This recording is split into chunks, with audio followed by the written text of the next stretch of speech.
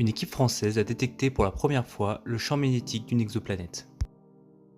La Terre est la seule planète rocheuse disposant d'un champ magnétique.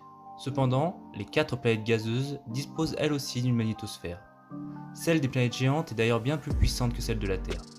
De plus, Ganymède, le plus gros satellite du système solaire, dispose également d'un champ magnétique.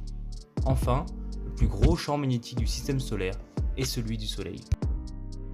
De nombreuses observations ont déjà permis d'observer le champ magnétique d'autres étoiles que le Soleil. Ainsi, l'interaction entre le champ magnétique d'une étoile et celui d'une planète en orbite autour d'elle pourrait être utilisée pour détecter et étudier de nouvelles planètes extrasolaires.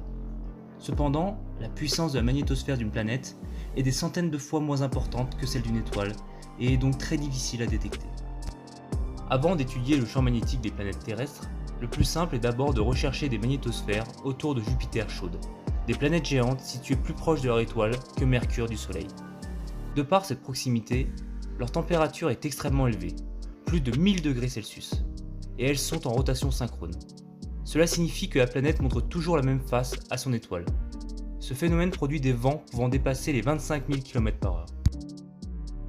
En 2026, une étude mesura ainsi la vitesse des vents de 7 Jupiter chaudes dans le but d'étudier comment cette vitesse variait avec la température.